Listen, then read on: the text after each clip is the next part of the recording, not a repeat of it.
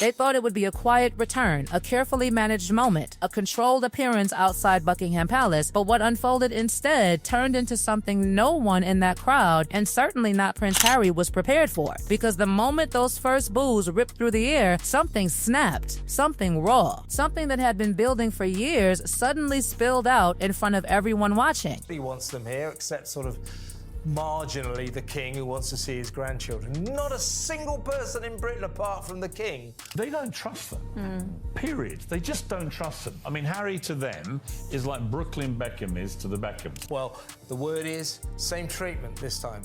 If they do get this audience with the king, they're going to be strip searched, not strip shirts. They're going to be searched, bodies searched, and they're not going to be allowed to take in phones. They'll have to sign NDAs, probably. Recording devices. I mean, this is extraordinary, isn't it? The whole world knows this attempt at a reconciliation, in quotation marks, with the royal family is a desperate attempt by a couple that has failed in an epic, humiliating fashion. So when Harry comes back, particularly with his family, it's just one long right royal snub from the rest of the royals, and that's embarrassing to say the least. Today I am showing you explosive proof of how the BBC lied to me. That is our national broadcaster that is paid for by us, and they lied to protect Harry. 6 years, 6 long years since Prince Harry walked away from that palace, convinced the country would one day miss him, convinced that time would soften everything, that distance would rewrite the narrative, that somehow the story would circle back to him as the misunderstood prince, but standing there now, outside those gates. With the sound of thousands rising not in celebration but in rejection, the reality hit differently, and you could feel it in the tension and the way Harry held himself, in the split second where everything stopped feeling rehearsed, because this wasn't supposed to happen like this. Who has spent years trashing our country,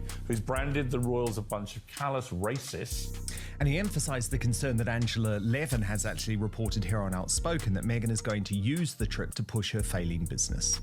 Picture it clearly, the cameras, the phones, the anticipation, people lining the streets, not with flags waving in admiration, but with expressions that were harder to read, colder, sharper, almost waiting for something to crack, and when it did, it wasn't subtle, it wasn't contained, it wasn't royal, it was human, too human. And then came the moment. The whole world knows this attempt at a reconciliation, in quotation marks, with the royal family is a desperate attempt by a couple that has failed in an epic, humiliating fashion. The boos didn't just echo, they landed. Harry cut through everything, through years of interviews, through that explosive sit-down with Oprah Winfrey, through the accusations, the documentaries, the book that shook the monarchy, through every single attempt to reshape the narrative, and suddenly, all of it was standing there right in front of him, reflected back by a crowd that wasn't buying it anymore. And this is where the story shifts. Because eyewitnesses didn't just describe discomfort, they described movement, a shift in posture, a step forward that wasn't part of the plan, a glance that lingered too long, and then words. Words that weren't meant for microphones. Words that weren't meant for headlines. But words that, according to those standing closest, changed everything. Here's the answer.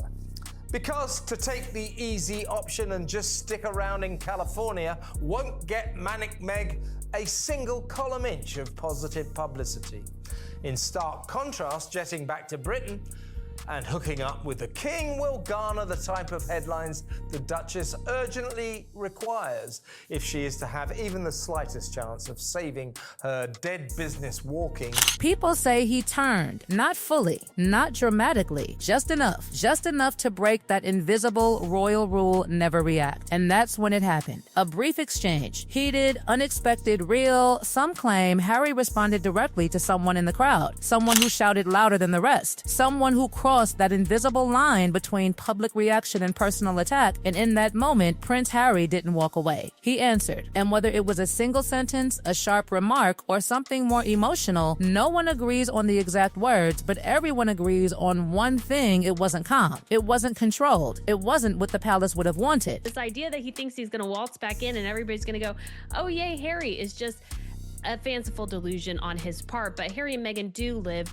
in delusion. It's how they've kept going, I think, this far, is that they have to delude themselves constantly as to their state in life.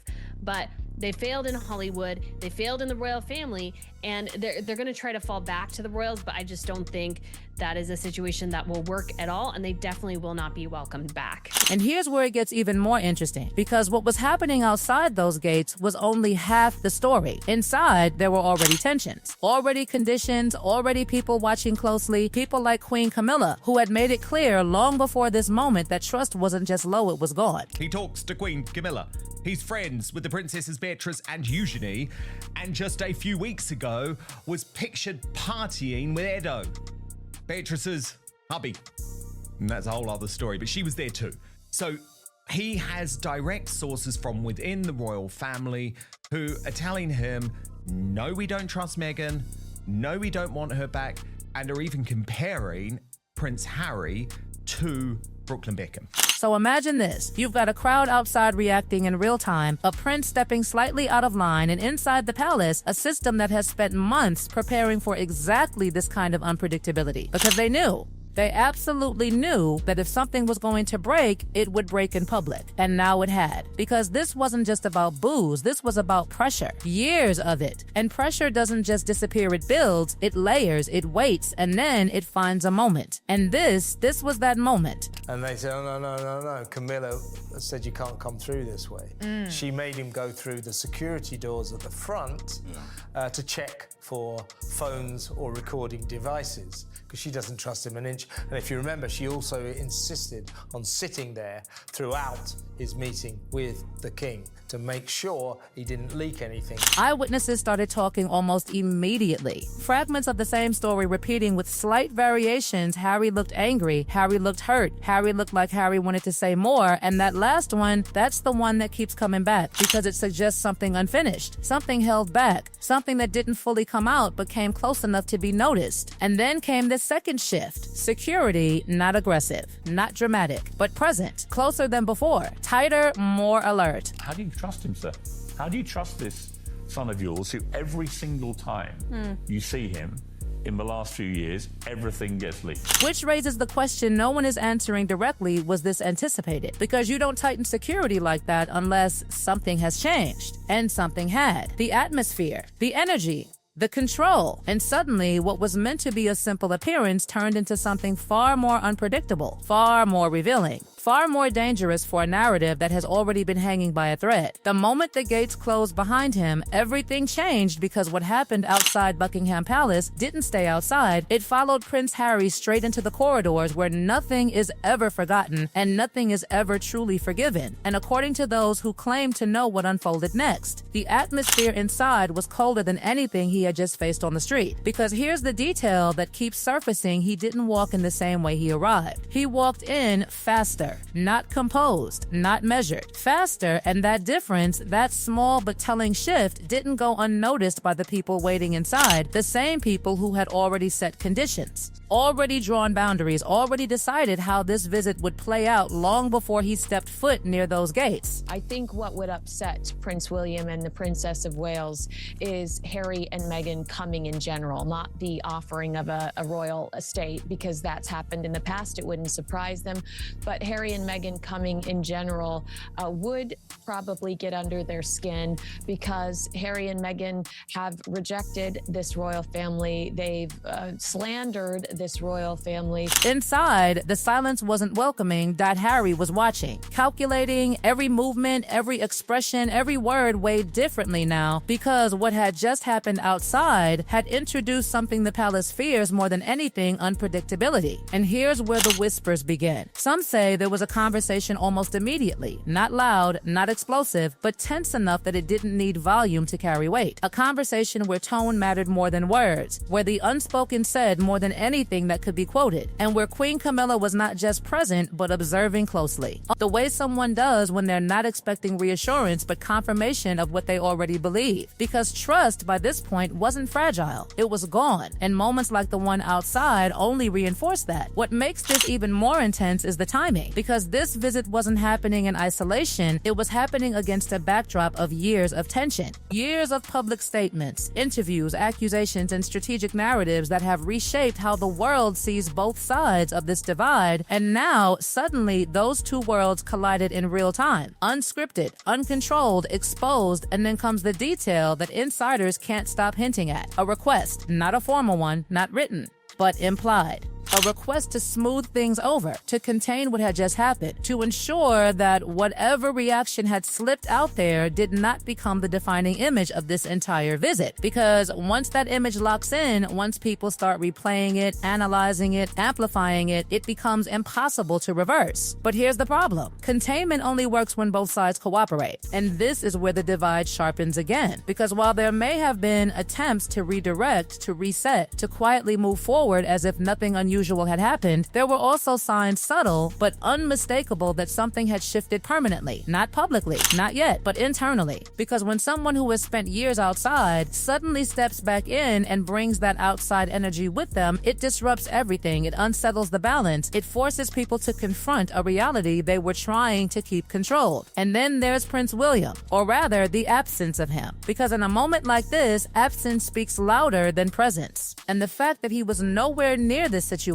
nowhere involved, nowhere available, sends a message that doesn't need interpretation distance, is not accidental, it's deliberate, and it's permanent, which brings everything back to that moment outside. Because that wasn't just a reaction, it was a signal that the gap between public perception and private reality is no longer manageable, no longer containable, no longer something that can be smoothed over with statements and appearances. And the crowd felt it. That's why the reaction was so sharp, so immediate, so unforgiving, because people weren't just responding to a person standing in front of them. They were responding to years of narrative, years of contradiction, years of watching something unravel in slow motion, and finally reaching a point where it couldn't be ignored anymore. And if the eyewitnesses are even partially right, if there really was a moment where Prince Harry stepped out of that carefully maintained role and responded in a way that felt raw, real, and unfiltered, then this wasn't just another appearance gone wrong. This was a crack, a visible crack. And cracks, once they appear, don't disappear. They spread. Because now the question isn't what happened outside Buckingham Palace. The question is what happens next, when the image of control has already been broken, when the line has already been crossed, and when everyone inside the palace and outside those gates knows that something shifted in that moment that can't be undone. And the most unsettling part, this may have been the first time in years that the story wasn't managed. It just happened. And that's exactly what makes it so dangerous.